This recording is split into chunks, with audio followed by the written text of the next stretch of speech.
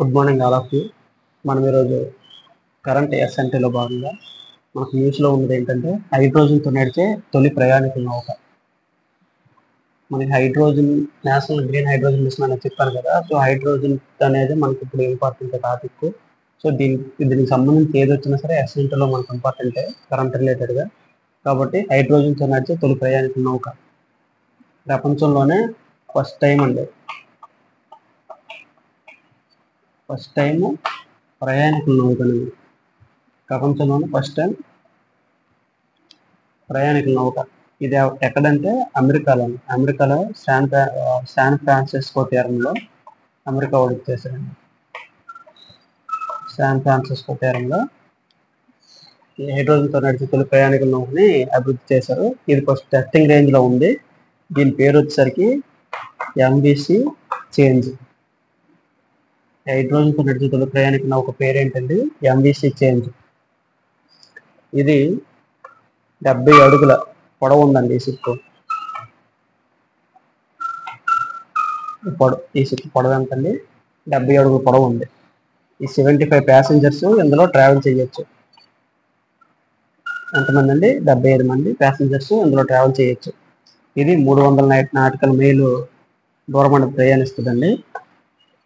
ఇంకొచ్చేసరికి దీనికి ఒకసారి ఛార్జింగ్ చేస్తే 16 అవర్స్ వస్తుంది, 16 గంటలు పనిచేస్తుంది. ఇందులో హైడ్రోజన్ అండ్ ఆక్సిజన్, ఈ ఫ్యూయల్ సెల్స్ ఏవైతే ఉంటాయో ఈ షిప్లో హైడ్రోజన్ అండ్ ఆక్సిజన్ మిక్స్ చేసి యూజ్ చేస్తారండి. విద్యుత్ రసాయన చర్య చేస్తే దాని ద్వారా మనకి ఉపోత్పత్తిగా విడుదలవుతుంది అంటే ఇక్కడ వాటర్ విడుదలవుతుంది ఉపోత్పత్తిగా. ఇదేంటంటే మనకి ప్రపంచంలో మొత్తం ఉత్పత్తి అవుతున్న కర్బన ఉద్గారాలు ఏవైతే ఉంటాయో వాటిలో ఒక్క నౌకాయానం ద్వారా మాత్రం 3% వస్తుందండి. ప్రపంచంలో మనకి కర్బన ఉద్గారాలు ఉంటాయి కదా, దాంట్లో నౌకాయానం యొక్క వాటా ఏంటంటే 3%. అయితే మనకి దీన్ని ప్రోత్సహిస్తున్న వాళ్ళు ఎవరంటే అంతర్జాతీయ వాణిజ్య నౌకా నియంత్రణ సంస్థ IMO. ఇది అంతర్జాతీయ వాణిజ్య నౌకా నియంత్రణ సంస్థ IMO అనేది దీన్ని ఇచ్చేస్తుందండి. మనకి ఇంటర్నేషనల్ మారిటైమ్ ఆర్గనైజేషన్ ఇది ఎప్పుడు ఏర్పడిందంటే 1948 UN. మనకు అప్పుడు UN కన్వెన్షన్ అయింది కదండి. ఆ జెనీవా కన్వెన్షన్ ద్వారా ఇది ఏర్పాటైంది. ఫస్ట్ మీటింగ్ వచ్చేసరికి 1958లో జరిగింది.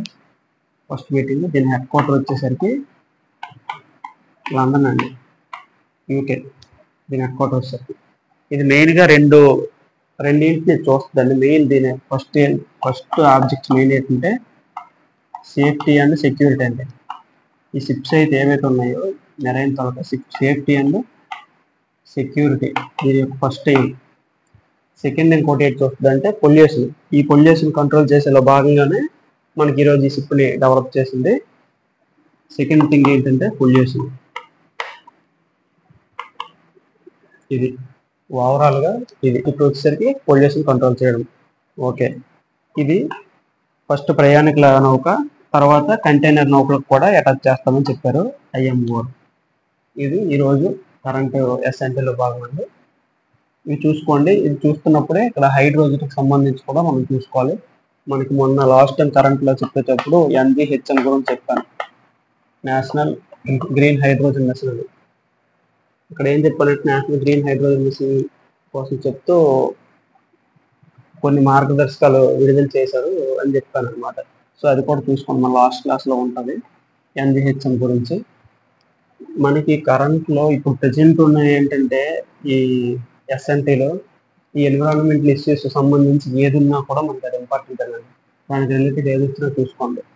ఇదైతే మోస్ట్ ఇంపార్టెంట్ అండి. నేషనల్ గ్రీన్ హైడ్రోజన్ మిషన్ ఒక వీడియో సెపరేట్గా చేస్తాం మనం.